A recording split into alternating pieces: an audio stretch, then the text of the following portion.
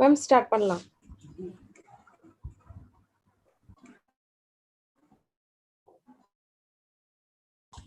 Ma'am You want me to start now? No ma'am, principal ma'am.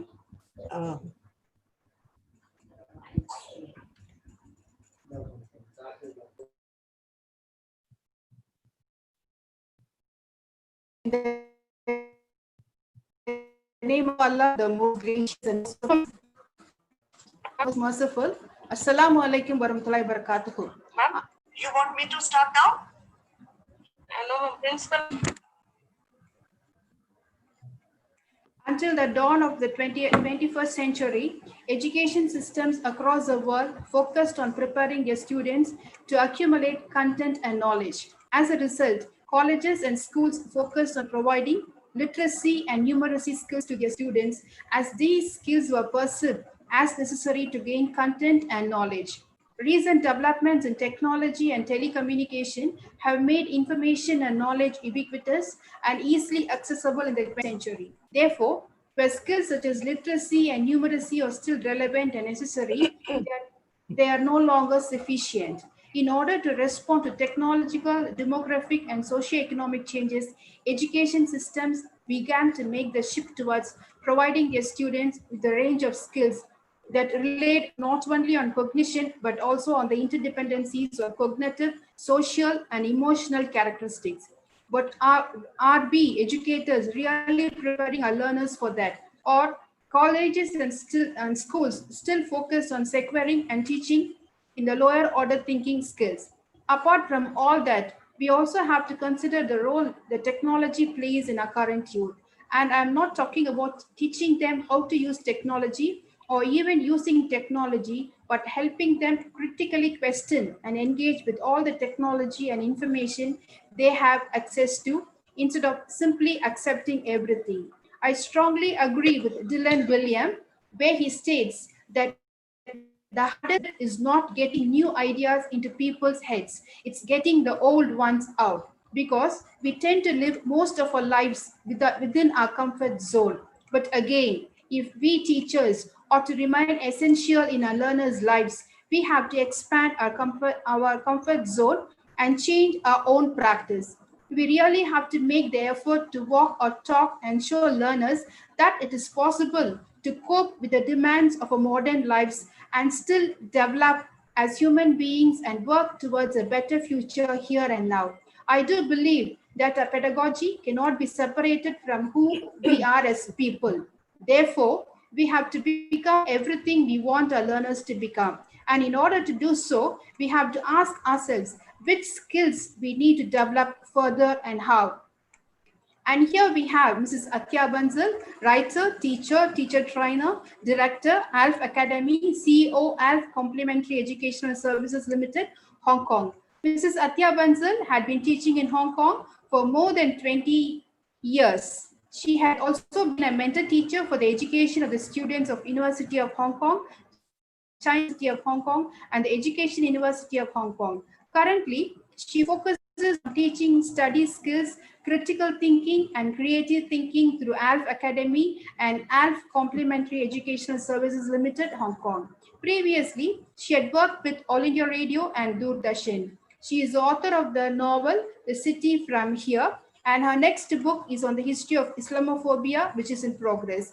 Mrs. Atya's aim is to empower students so that they become independent learners and strategic planners capable of achieving their academic and non-academic goals. A specific focus is on students from poor, rural, and marginalized communities who do not get the same learning opportunities which are available to rich students in urban settings. In the year 2018 to 2019, Mrs. Atya Bansal offered study skills training program to the faculty of Tasim Bibi Abdul Qadir College for Women, Kilakarai, and Muhammad Sadaq Hamid College of Arts and Science for Women, Ramanathapuram, and the staff of Abdul Kalam International School and Research Academy, Mari. I would like to thank Madam Atya Bansal for readily accepting our invitation and provide a platform where we can know about the 21st century teaching skills. Thank you very much, Madam. I would like to place on record my gratitude to our college committee members, our president, engineer Syed Ahmed Sahib, our Secretary, Engineer Khuda Mohammed Sahib, and our Treasurer, Janab Jafar Sadiq Sahib, for all your encouragement and appreciation given to us all for what we do for the betterment of the college and the students.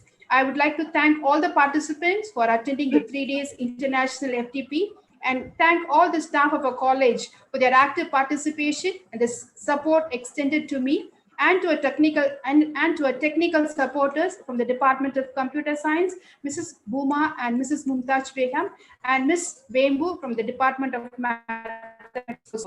Thank you, one and all. Mrs. Satya Bansal. Thank you so much, sister. So this is my turn. So we begin in the name of Allah. Auzu billahi minash shaitanir rajeem. Bismillahir rahmanir rahim. Alhamdulillahi rabbil alameen. Ar-rahmanir rahim. Maliki yawmiddin. Iyyaka na'budu wa iyyaka nasta'een. Ihdinas siratal mustaqim. Siratal ladina an'amta alayhim ghayril maghdubi alayhim waladdallin. Ameen. Bismillahir rahmanir rahim. Rabbi shrah li sadri ويسر لي أمري واحلل عقدة من لساني يفقهوا قولي. So, assalamu alaikum, namaste, vanakkam to everyone. And it is your afternoon, so good afternoon. Good afternoon. It's my afternoon too. So good, we are in the same time zone at the moment. So we begin. Let me put my slides on.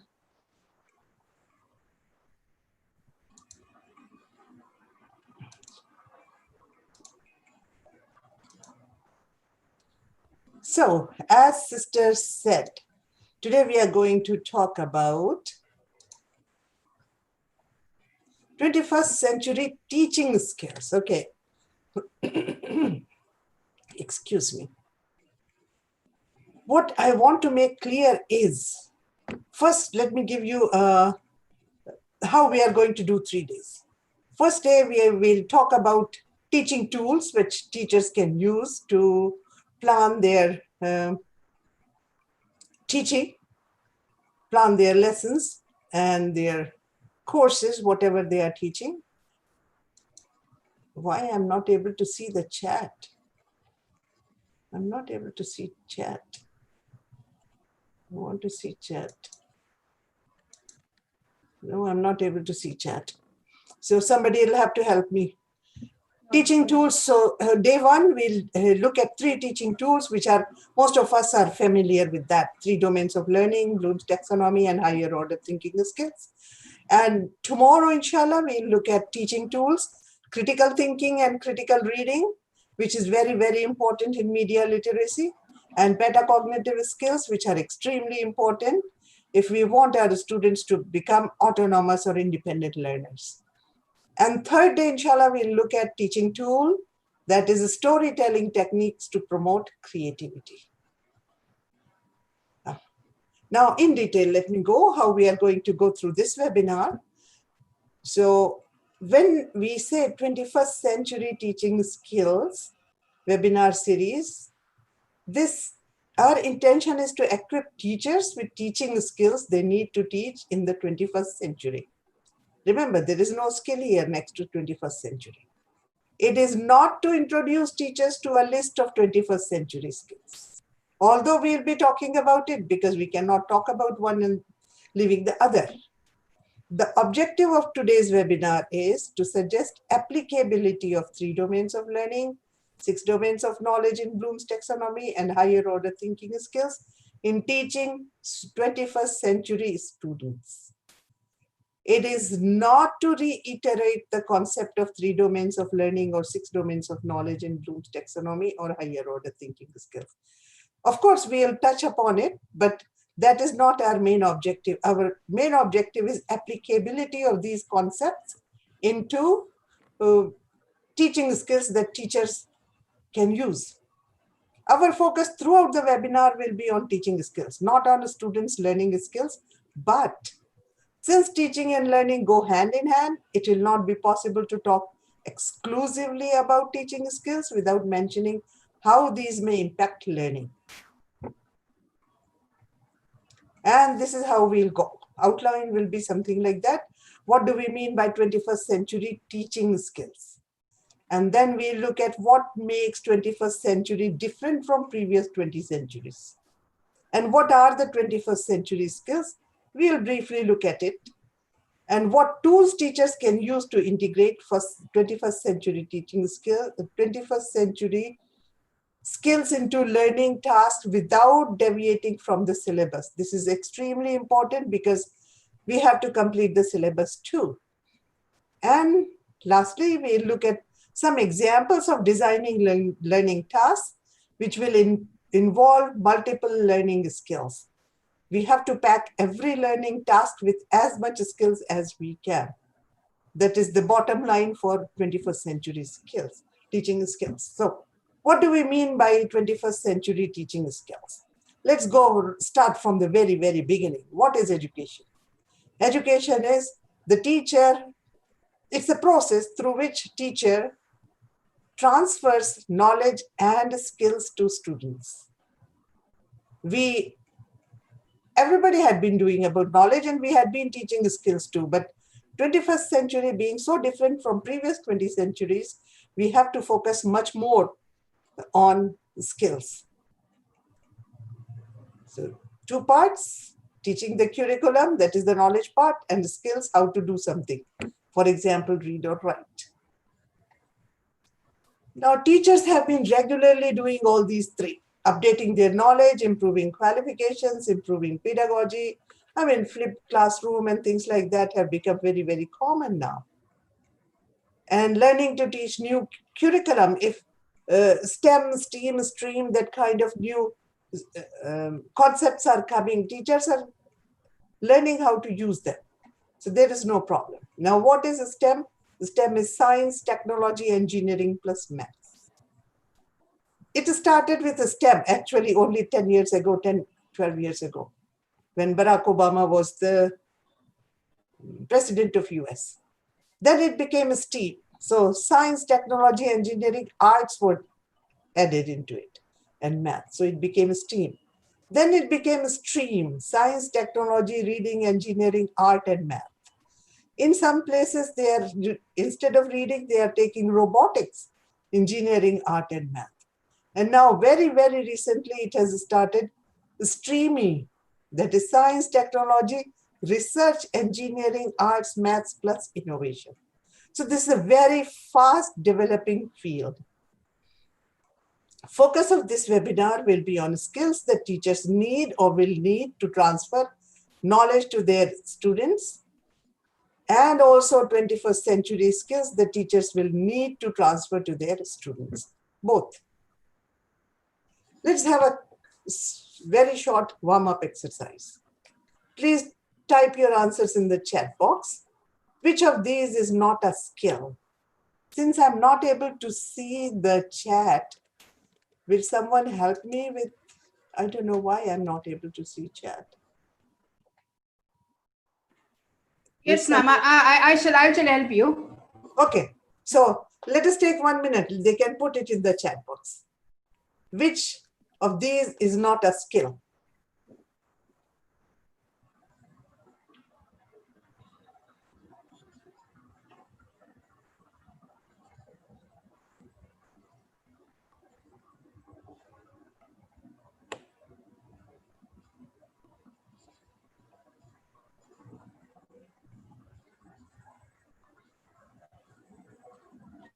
A person says dying. Dying. Yeah. Which dying? There are 2 dying. Everybody says dying only.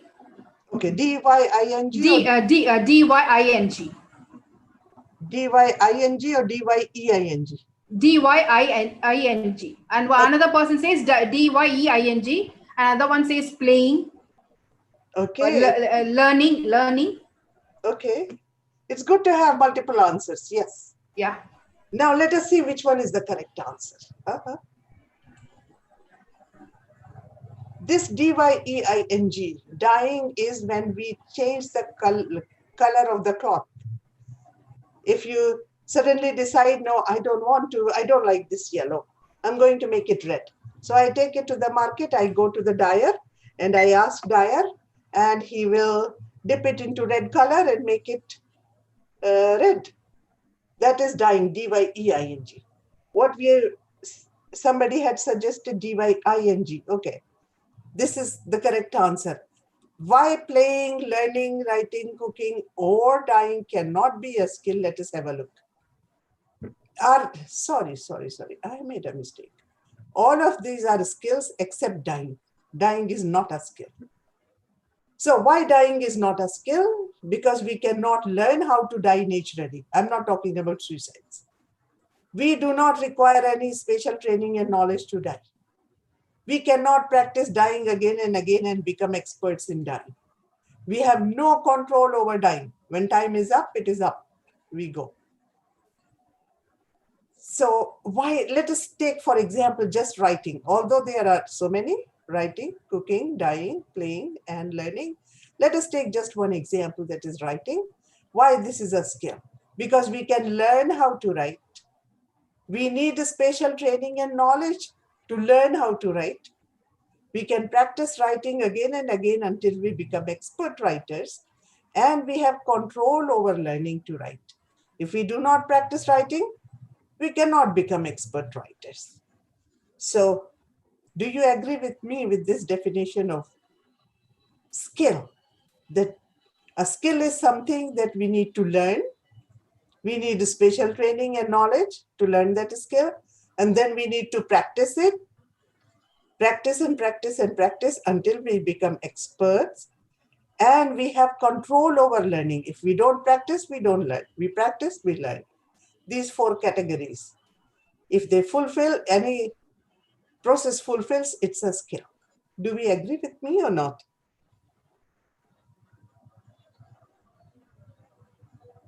Yeah, put in the chat box whether you agree or not. I want it to be interactive. They say, yes, I agree. Agree, okay. Thank you so much for agreeing with me. So, what makes 21st century different from the previous 20 centuries? Now, what has happened in the 21st century, the world around us has begun to change at a tremendous speed. The way we live is changing by the decade. The speed of creating new knowledge has also increased many times. So much new research is coming. Just remember when COVID-19 started, nobody had any idea what it is. And now so much new research is coming that, okay, this virus, it sticks to the surface and it survives on steel, on plastic, on cloth, which we didn't know before. So whole lot of new research is coming, and not only in the field of COVID-19, but in all other fields. And third point is that dissemination of knowledge has become very fast. With a click, we can share a book of 100 pages, 1,000 pages. Imagine old days when people had to copy a book by hand, word by word. So 3 things specific about 21st century. It's very fast changing century. A whole lot of new knowledge is being created, and dissemination of knowledge has become very, very fast. 3 parts. And even technology is changing. Like 2 years ago, when I started teaching online, I subscribed to WISEC, virtual classroom, which could take 50 participants at one time. And of course, I had to pay for it. And that was a very expensive platform. Now everybody has got Zoom. Zoom takes 100. And like US one, it can take 500. So how much it has changed in 2 years. Amazing. And if we look last 20 years, since this 21st century started in year 2000, internet has come. We didn't have internet before. Email has become common. Before that, people were still sending their mails by post. YouTube was not there. It is there now. It is an everyday thing. Virtual classroom like this, Zoom and others, they were not there. Smartphones were not there. Phones looked very different. Online shopping was not normal. Only few people could do in developed countries. Fighting was not done with the drone. If you remember in 2003, when US attacked Iraq, they were not using drone because the technology was not there. But in last 10 years, 12 years, it is there. Now they are using drone to kill so many people in Afghanistan, even in Pakistan. So technology is changing very fast. Robots have come up. Even in our cities, in Indian cities, there are so many robots are being used. Tablets, like computer used to be a big thing. Now we have those tablets. You can take it and with you and take it wherever you go. And this lockdown, which has started across the world because of COVID-19, it is unprecedented in the human history. This is the first time. And international travel has stopped. It had never happened ever since we invented, the wheel and started making, bullock carts and aeroplanes. Travel never stopped. This is the first time it has stopped. Hajj has been cancelled, which we did never happen in 1400 years. Actually, before that, Hajj is very, very old. So 2000, 3000, 4000 years old. First time it is. And COVID-19, of course, I don't need to say. It will go down in the history as something that happened in 21st century. Free Zoom has actually revolutionized.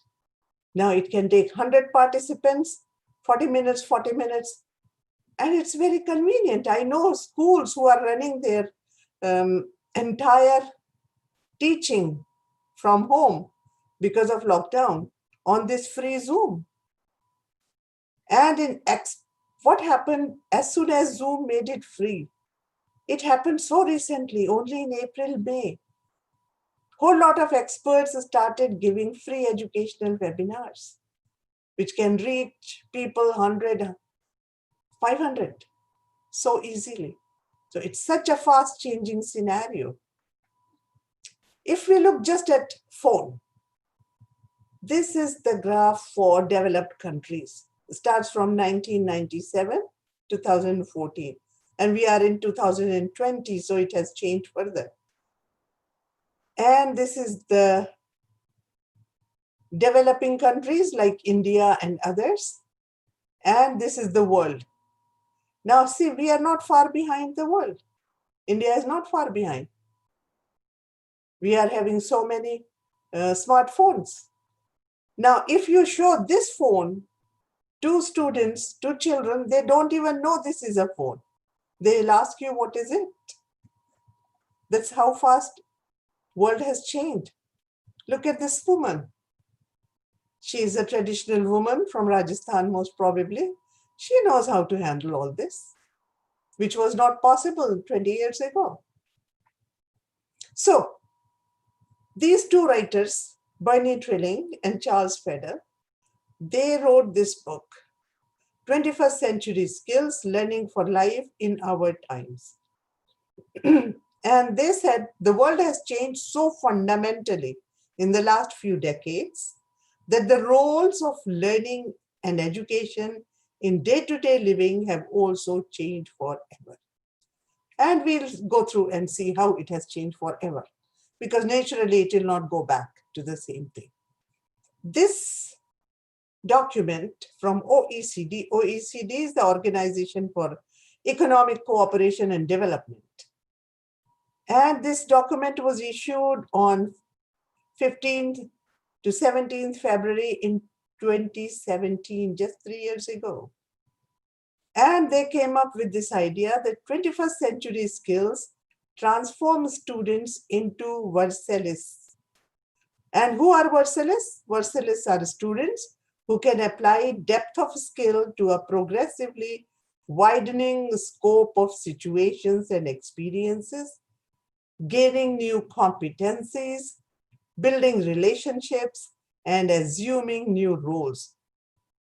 In simpler words, we can say these Versailles are students who will have such skills, learning skills, that they can apply those learning skills to whatever new knowledge and new skills they need to learn all their life. Any questions so far? Any questions so far?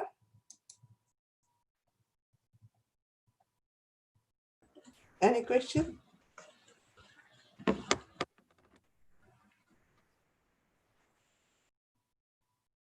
Any agreement, disagreement, whatever? No, ma'am. No? Okay. So what we have covered so far, we have covered 2 points. We have seen what is a skill.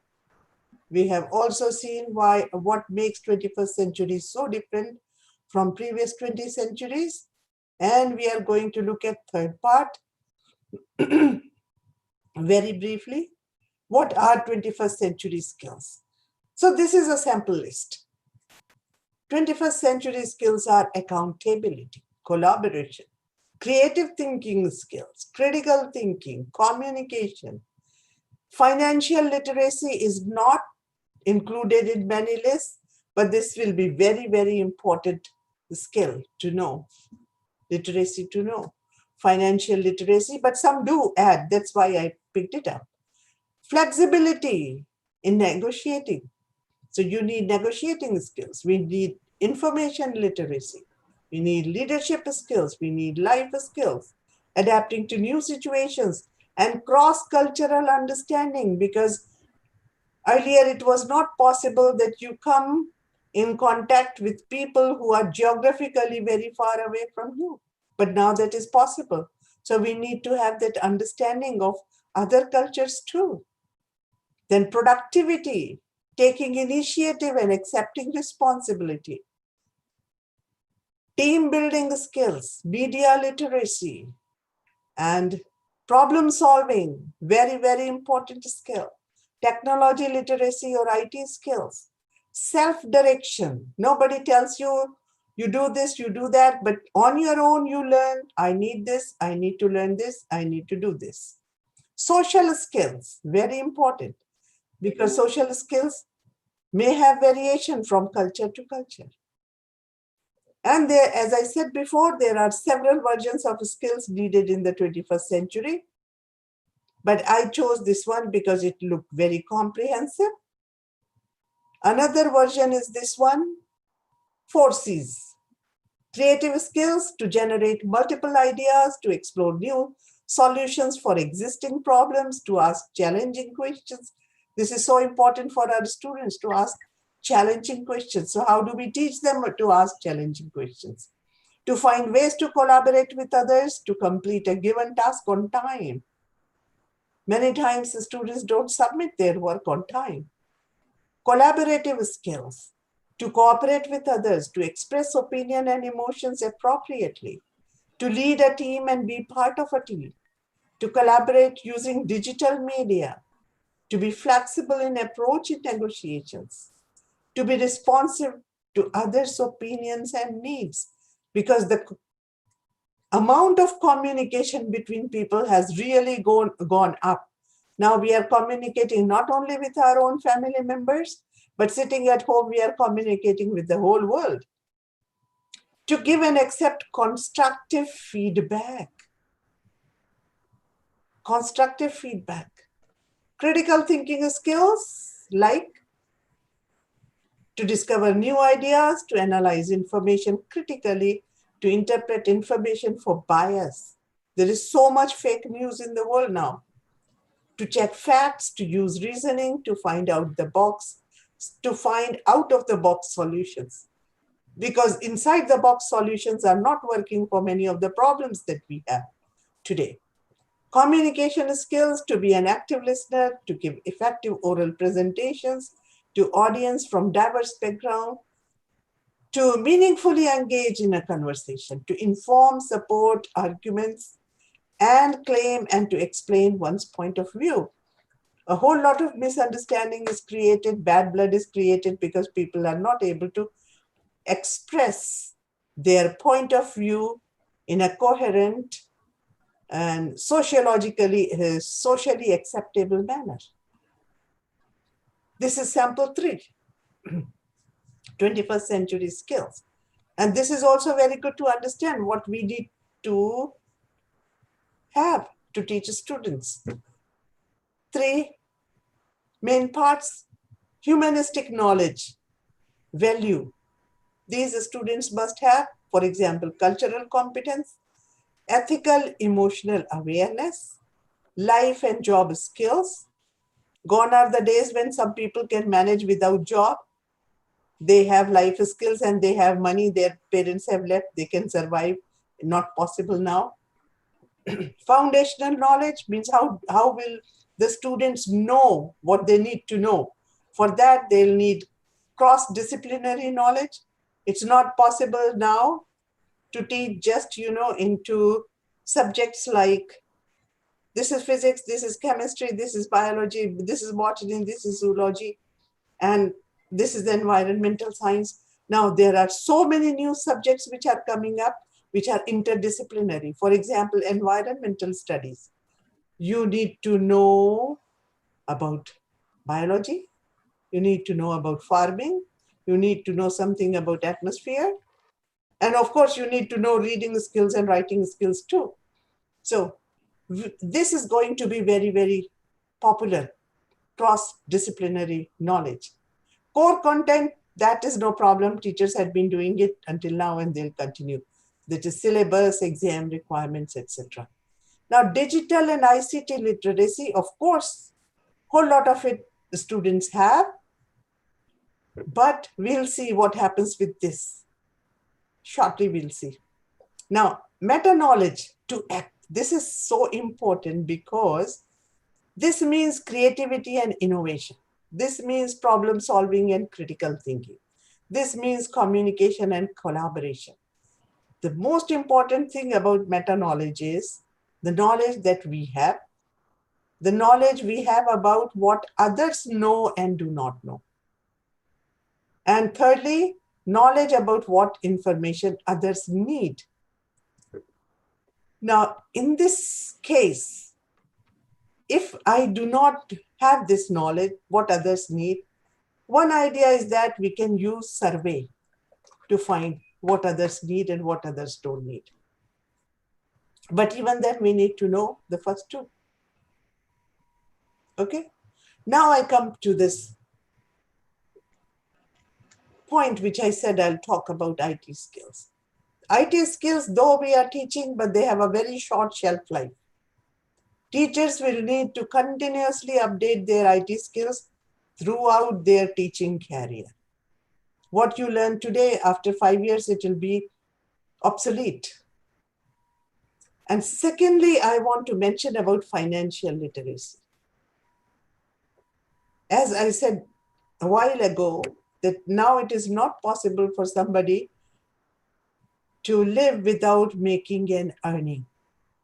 For example, if you have a house, your ancestral home, and you have something to eat, pay your bills, until now you were okay. But now the kind you have to pay for wealth tax, house tax, other taxes. So you need an income, even if you have an ancestral house. In this case, and this will become more and more important, especially if you remember 2008, the financial meltdown, and now COVID, lockdown. Financial literacy is going to be extremely important to survive in the 21st centuries, and teachers must acquire this skill beyond operating a bank account or investing in the stock. Until now, this was fine enough if you are doing, but not anymore. And I suggest this website you can check, A and B makes 3. A and B make 3. .org. This is the URL, this is the name. A plus B is equal to 3. It is run by a very close friend of mine, Sophie Payne. She is French, but she now lives in US. And why I am suggesting this is, you can check it on her website. Her tagline is fighting poverty through financial literacy. She is not talking about bank accounts and interest rates and other things which normally bank people talk. Her tagline is fighting poverty through financial literacy. Her vision is so beautiful. A world where money is a tool to grow ourselves and our communities rather than a goal or a tool of oppression. where financial hardships do not prevent children and adults from getting education, and where money is a tool to grow our most precious asset, that is ourselves. It is so human-centric approach. Helping people get out of debt, manage expenses, save, set up businesses, etc. All that is covered in her financial literacy program. Striving to reduce poverty and vulnerability through financial education, that is her aim. And I like what she writes about money. Money is social. When we spend, save, invest, or run a business, it impacts others. For us, a financially literate person is someone who does not harm others while managing money. This is why I'm suggesting, if anybody is interested, you can check it on the website. And of course, if you want to contact her, you can do it. And she has lots of material on the web for you or your students to learn. Any questions so far? Yes, ma'am. There is one question. How to develop social skills among students to maintain unity in diversity? Oh, that's a very, very important question, but the answer will be very long. You know what we need to do? First thing is that why we are not happy to interact with other people. We are not happy because we don't know them. When you know there is a kind of empathy, we start appreciating each other. So as a teacher, what you can do is you can create activities where they interact with each other. Classroom is the place. Maybe the parents are not able to teach it at home, but we can do it in the classroom because we have a variety of students. Simple thing, you know, like, for example, I'm Indian. My students are Chinese. And what they like is chicken curry.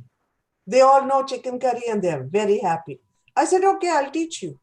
Now that very fact that I teach them chicken curry, we build bridges. So we have to think about ways how to do that.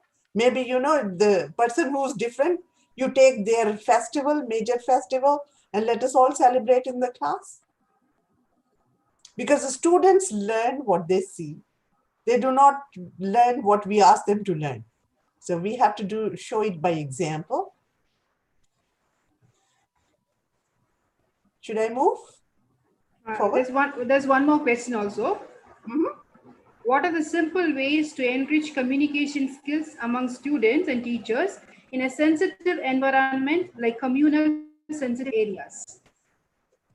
Actually, you know, like, let me tell you, whosoever is asking this question, let me tell you, human beings are basically good.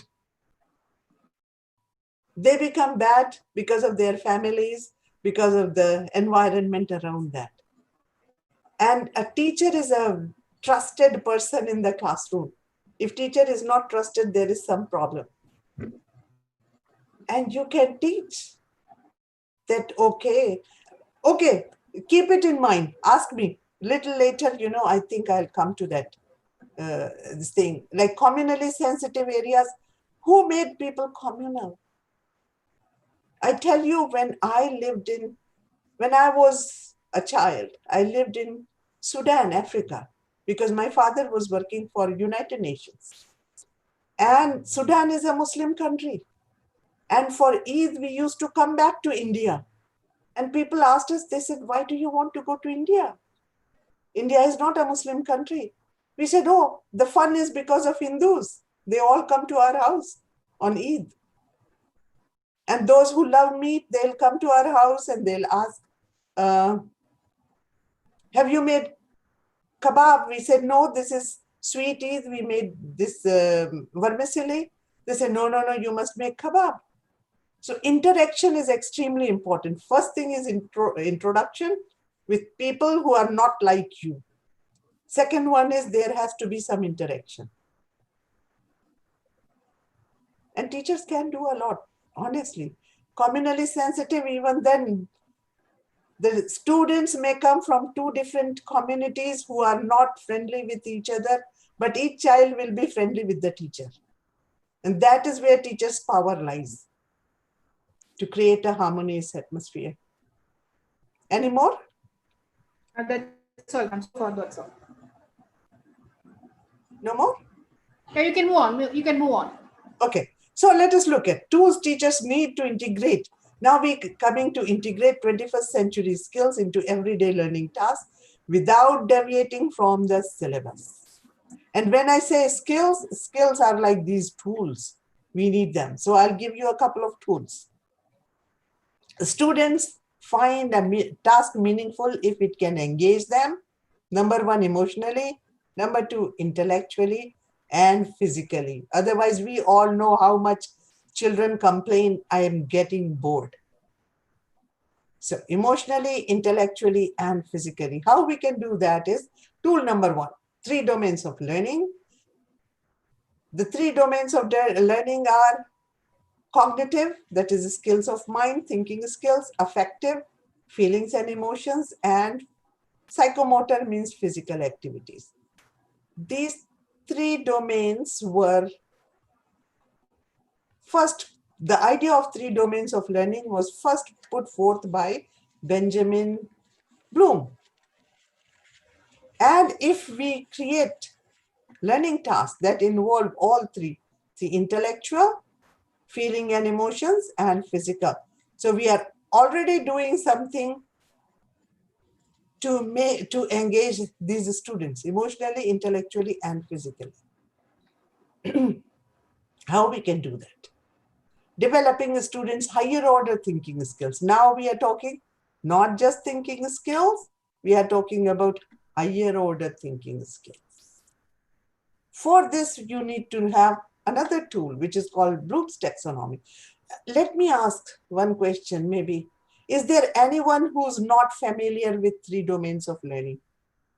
If you have a question, please ask. I don't want you to get confused and go home and waste your 1 hour with me here.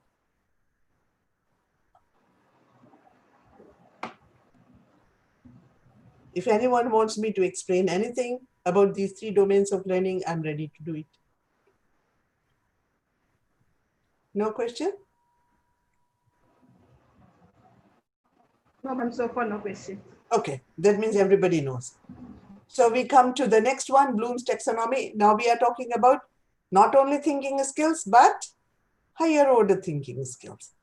This tool, Benjamin Bloom has proposed long time ago, 56. After that, so much research has gone on in the field of education. And there are people who criticize this Benjamin Bloom's theory, this taxonomy. Because when Benjamin Bloom proposed this, that time he was a psychologist, educational psychologist. People couldn't look into the mind. Now, this kind of experiments, when what a person is thinking, what a person is learning, from what area of brain lights up, we can see. So with the advancing of the technology, so many changes have come, and many people, many critics are there who do not like Benjamin Bloom's taxonomy. But I find this pyramid, which he has arranged, very, very useful. It starts, these 6 are called 6 domains of Bloom's taxonomy. And these are part of cognitive domain of learning. These are also called 6 domains of educational goals or 6 domains of knowledge. So what is important, that remembering is at the bottom. Remembering is not very beneficial to the student. That doesn't mean if you forget, look at patients of Alzheimer, they forget and their life is miserable. Remembering is important, but not as important as understanding. Understanding is not as important as applying. As we go up, analyzing, evaluating, creating, the cognitive process becomes more and more and more complex. So, cognitive processes for remembering are comparatively simple. Then creating or evaluating or deciding something, which one to do, analyzing something, applying something. So higher order thinking skills are what? Analyze, evaluate, and create. This is medium, apply, understand, and remember. These are least beneficial to people. We have seen here. These are also least beneficial. These are more. So you see 1, 2, 3, 4.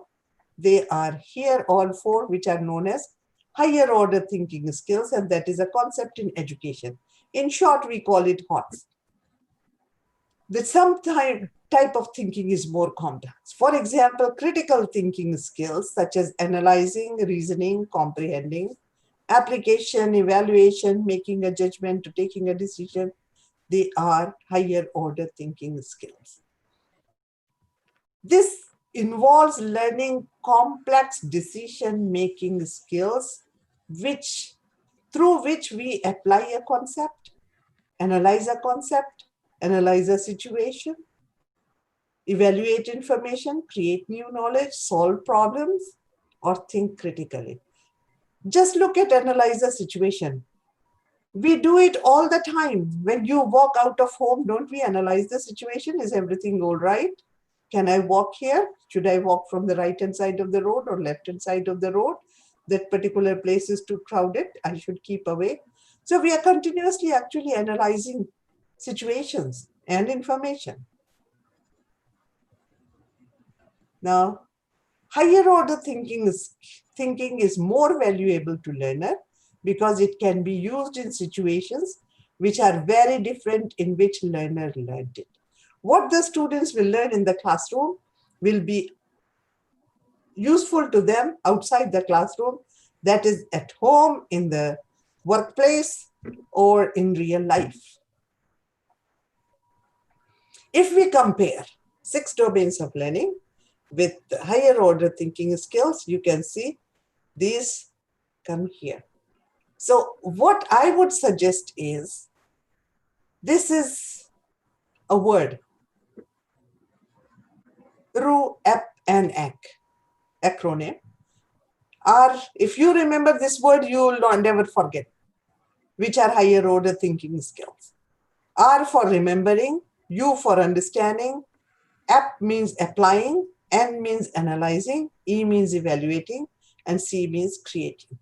So if we remember this word, whenever we are planning, we are writing a task for students, let us remember where it fits in this pyramid. If it fits here, APNEC, it must be a higher order thinking skill. It will give practice to students in higher order thinking skills. If we are creating tasks which are only for remembering or understanding, the students are not getting practice in higher order thinking skills, and naturally they will never learn it. Any questions so far? No, ma'am. They were asking about cognitive. You have already explained it. Okay. So, examples. Now we come into examples.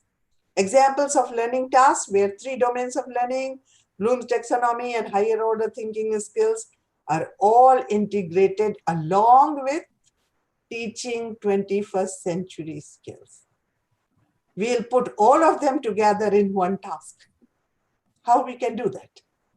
This is a simple example. Now, supposing it's a botany class or home science class or even English class, and the teacher is teaching the names of the fruit. I have taken very, very simple examples, which you can use, like from primary school to the university. Depends how you write your task.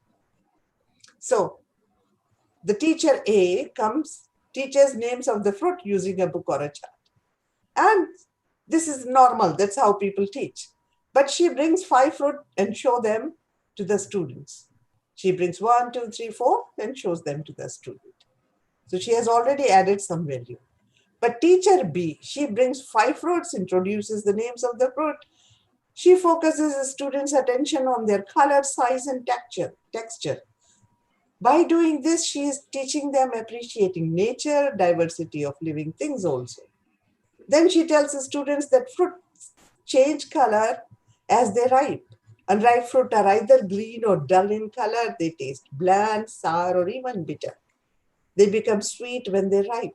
Now she is giving extra knowledge, not just the names. Then she cuts the fruit, except grapes, and shows how fruit have specific ways of cutting, because we cut them like this is cut vertically, apple, and orange is cut horizontally. This is cut again vertically like apple. We have a completely different way of cutting watermelon. It is not like this. After cutting two, you again make big pieces. And she tells that some people in North India eat fruit with salt. And this is true. In my own family, I've seen those people who live in the north, they are very happy to sprinkle salt on fruit and eat. Now she's teaching them how to understand other cultures. Just simple act. Then she instructs students that she is going to offer them fruit, but even if they don't like the taste, they should not spit out on the floor. So she's teaching them etiquettes. After eating, they should not spit out seeds, peel, or toothpick on the floor. These should be put in the trash bin. Again, she's teaching etiquettes. So just what she wanted to teach was the names of the fruit, how much extra value she has added in it, in the task. Now my question is, has teacher B included some of the 21st century skills while teaching the traditional syllabus? Yes or no? Traditional syllabus is just 5 names. Has she added 21st century skills into it?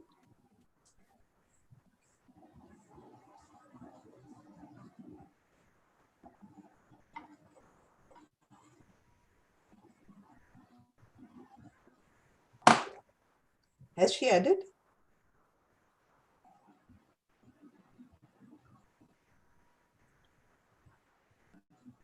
I want an answer, yes or no.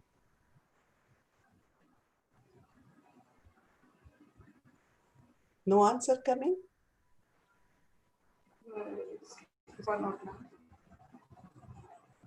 But I really want answers. Now I can see the chat.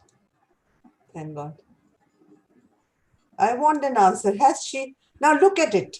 Has she talked about diversity of living things? She is not just... There is one answer saying she covered everything up. She has not covered everything, but yes, she has included some.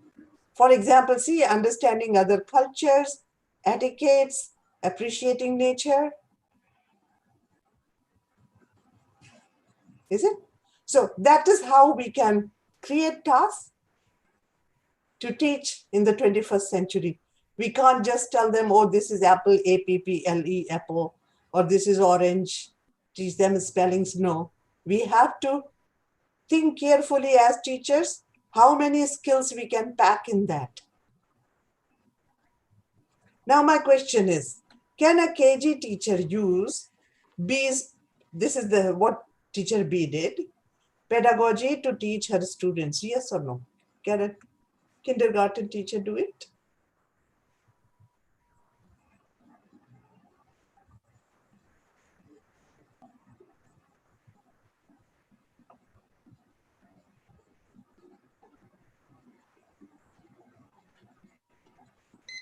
They say yes. I don't see here, yes, in the chat. No, ma'am, you can see only in the YouTube live chat. Okay. So what I mean to say is, one simple task you can use for different levels. It will depend on the teacher how she adjusts the language and the skills into it. I mean, you take it, you do it to kindergarten children, they'll be very happy. And of course, you have to remind them about etiquettes. When you are teaching, doing something like this with, let's say, BSc, first year students, you don't need to talk about etiquettes because they already know it. This is where teachers' expertise comes in. How she can take a task and make it to fit her students. Example 2. This is a poem by William Wordsworth, which I think is in one of the colleges. It is in the first year syllabus, English syllabus, in Ramanathapuram, from where I took it. So the poem is, I wandered lonely as a cloud that floats on high over vales and hills, when all at once I saw a crowd, a host of golden daffodils. Beside the lake, beneath the trees, fluttering and dancing in the breeze. Continuous as the stars that shine and twinkle on the Milky Way, they stretched in never-ending line along the margin of a bay. 10,000 saw I at a glance, tossing their heads in a sprightly dance. The waves beside them danced, but they outdid the sparkling waves in glee. A poet could not but be gay in such a jocund company. I gazed and gazed, but little thought what wealth the show to me had brought. For oft, when on my couch I lie, in vacant or in pensive mood, they flash upon the inward eye, which is the bliss of solitude. And then my heart with pleasure fills and dances with the daffodils. Okay, pretty simple poem. Now my question is, can English teacher, whosoever is teaching this poem, involve teaching some of the 21st century skills by taking daffodils to the class? Making students smell their fragrance, tell them about their significance in certain cultures. For example, in Chinese New Year, they are very, very important flowers. Can she do that? It's a BSc Part 1 class. You can do it if you are teaching it to primary 4, you can still do it. Yes, answer is coming. Most of the answer is yes. Okay. Now see, here are the daffodils. Daffodils. These are all these daffodils I grew for Chinese New Year. Because in Chinese New Year, everyone grows daffodils. We grow them in water and you put them in the windowsill and the whole house has a fragrance, lovely fragrance. So by doing something like that, she can order now, we can order online. She can order some daffodil bulbs and grow them and show students. She'll add so much more value to the poem rather than just teaching the poem.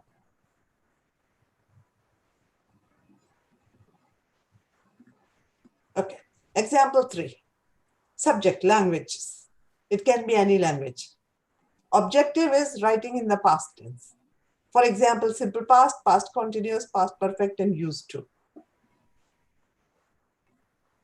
So the task teacher gives is, there are 2 tasks.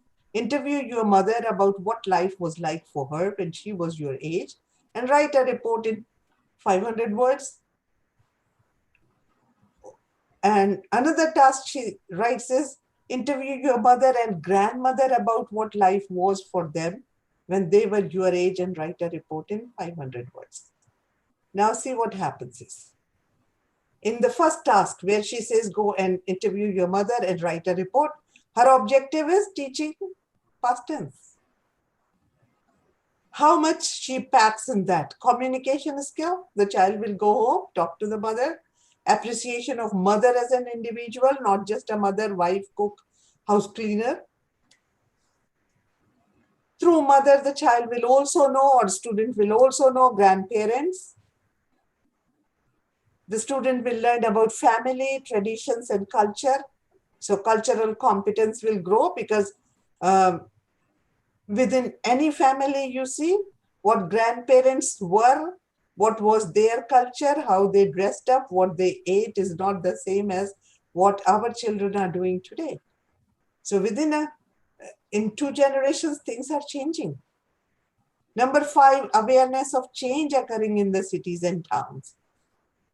It may involve information about migration from rural to urban areas or urban to rural areas. Maybe the mother lived in a big city, and when she got married, she came to live in a small city or in the village. Or maybe she lived in the village and then she got married and went to the big city. So an awareness will come. Awareness about changes in technology, house gadgets. Did she own a mobile phone? No, surely not. Awareness of the changes in society, how girl child was treated at that time. They will learn about it because understanding of gender issues is extremely important 21st century.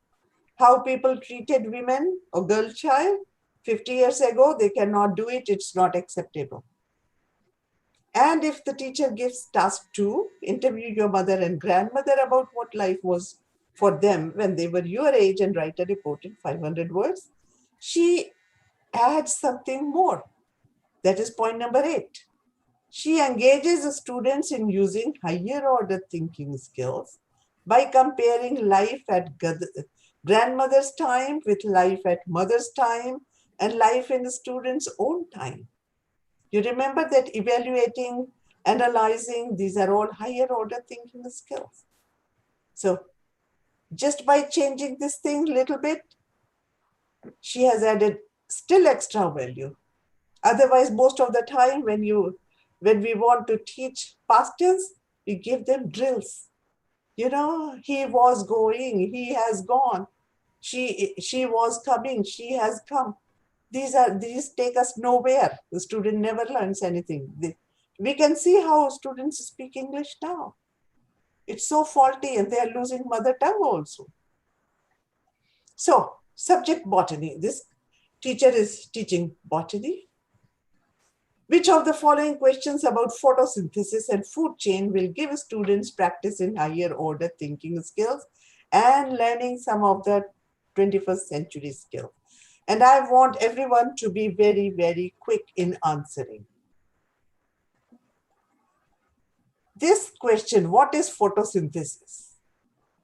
If teacher gives this question to students, does it involve while writing the answer, will the student practice higher order thinking skills or some 21st century skills? Yes or no?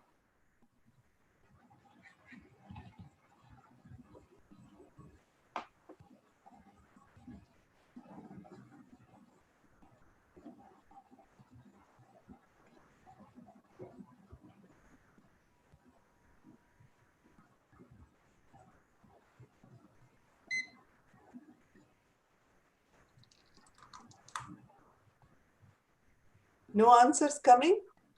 Yeah, they say no. No, very good. Thank you. Remember, Ru, Ep, and Ek. This is what is photosynthesis, is only at remembering, maybe some kind of understanding. Name the process by which green leaves make starch. Will it involve higher order thinking skills and 21st century skills? Yes or no?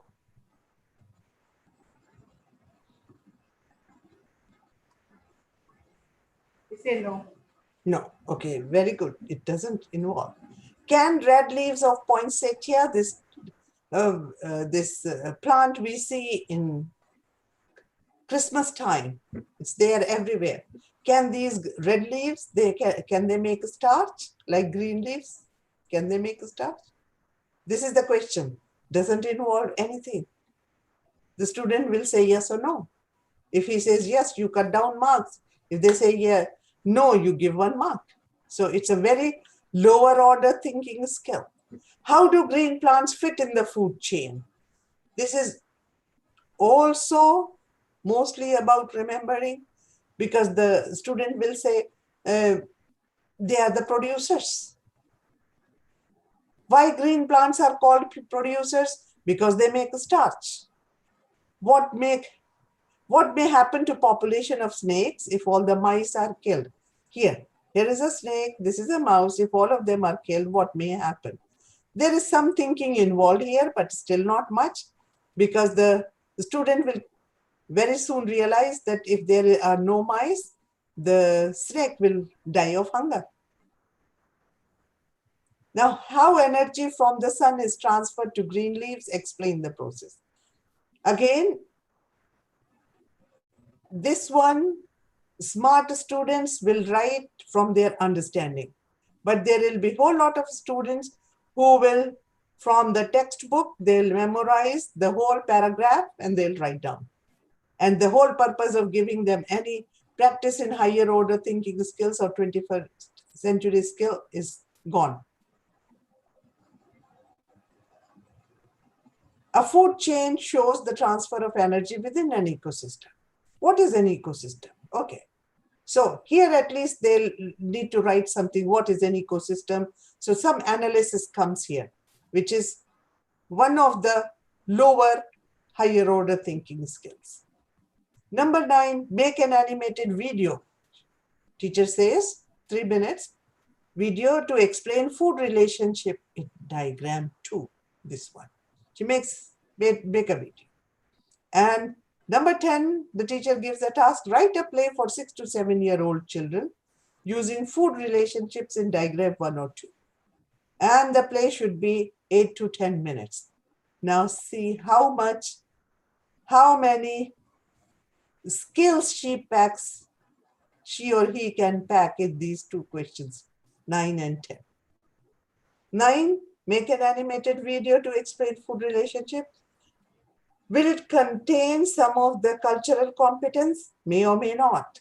Will it be ethical, emotional awareness? Yes, they'll talk about who's eating whom. Will it be about life, job skills? May not be. But something about life will definitely come. Digital, because she has said you make a video, lot of digital and ICT literacy will come. Core content knowledge, yes, because she is talking about the food chain. Cross-disciplinary, you can create or may not. This will depend on the teacher, how she expects them to fulfill this task. For example, if she connects it to, let us say, habitat, and includes, like how people are affected by drought or flood or something of the sort, she can make it cross-disciplinary. She may not make it. Meta-knowledge. Is there some creativity involved? Yes. Some innovation involved? Yes. Some problem solving and critical thinking, whole lot, because they'll have to decide what to put in the video. It is only 3 minutes long. They cannot make it 3 hours long. So they'll continuously evaluate which information to put here and which information not to put here. Communication and collaboration, yes. If she makes it a group project, they'll have to speak to each other. And, those skills, 21st century skills, we noted that there is negotiation. They learn all that negotiation and communication and collaboration skills here. So how we plan the task, how we design the learning task, that is important.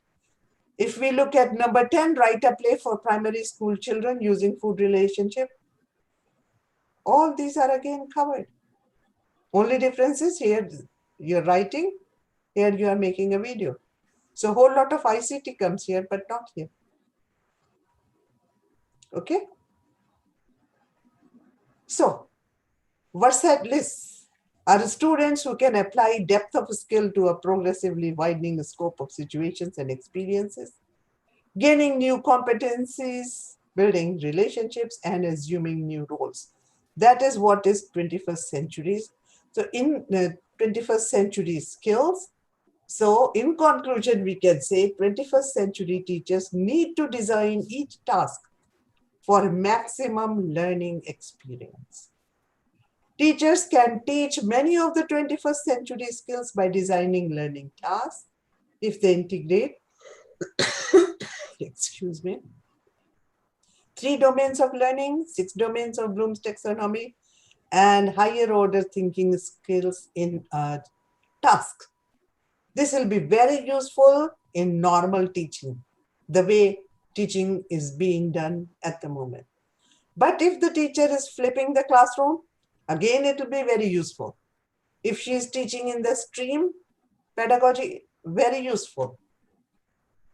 Point number 3 is it is not possible to include teaching all domains, thoughts, higher order thinking skills, and all 21st century skills in all the tasks. But teachers must make sure that their students are trained in all of them through a variety of tasks. All teachers from nursery to university must be familiar with the strategies to teach 21st century skills. Why? Because we cannot leave it only for the college and university teachers. If we start teaching them early, by the time students come to secondary school or university, they would have acquired all those skills which are necessary for learning. So that is it. If you have any question, any comment, I'll be very happy. And there is one question. Mhm. How can we increase the intellectual level of slow learners by using higher order thinking concept? You know, sister, every time I think this slow learner, in my teaching life, I never heard this word. But ever since I started these online webinars, I'm hearing a lot from Tamil Nadu. So I believe it's, but because see, sister, I do not think a child is a slow learner because of a mental inability. We have different words for them, you know, who are not able to learn because they are physically or mentally deficient, God forbid. Slow learner can be because of some reason. Maybe the child was not taught properly in the lower classes. Maybe the child doesn't like the atmosphere he or she is in. So there are so many varieties, so many reasons that it's impossible just to think, you know, like what is, if we remove that reason, which is causing the child to be a slow learner, I'm sure he'll improve. Because a normal child has got a tremendous capacity to learn. All of us have it. Okay. And they have one more question. Mhm. Can you explain one more question? Can Mhm. you explain? Can you explain what a flipped classroom is? Oh, actually, I'll be very happy to do a whole webinar on that. Flipped classroom is, but I'll tell you in short. Let me see, where is flipped classroom? What is the meaning of flip? The person who's asking, can I ask the person what is the meaning of flip? Oh, yeah, it's here. Flip, what is the meaning? What do we mean by flip? When you go and you want to play, you're having a cricket match. What do the captains do? They take a coin and they flip it, isn't it? So flipping is turning it upside down. Now, normally what happens is in the classroom, the teacher explains the textbook and she gives homework and the child goes home and the student doesn't know. Some of them can do the homework, some of them cannot. So in the flipped classroom, what we do is, this is a very new concept and IT is responsible for this. The teacher asks the students to go home and either read a chapter or watch a video.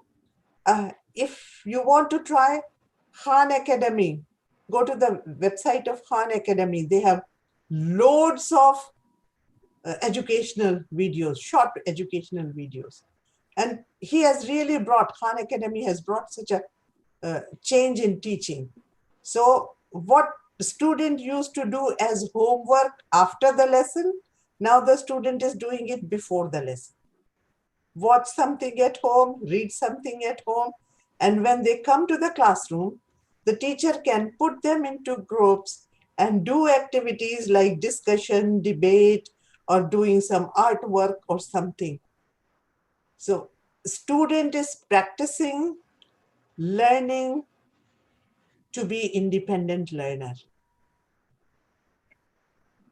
That is flipped classroom. Instead of giving them homework, go home and do this, we flip the classroom. They first learn at home, they come in the classroom. And when they are in the classroom, the classroom is so vibrant if you flip it. Because if one student doesn't know how to do it, there will be somebody else who will help. So you teach them how to cooperate with each other. Like that question which came, communal harmony and all that comes when you start helping each other, you become friends.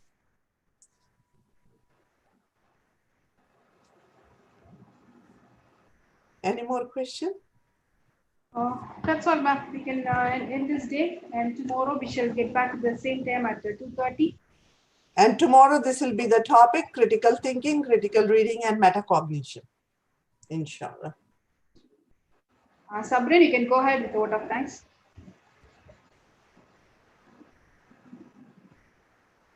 Okay, ma'am. Assalamu alaikum. Good evening to all. It's my privilege to propose a vote of thanks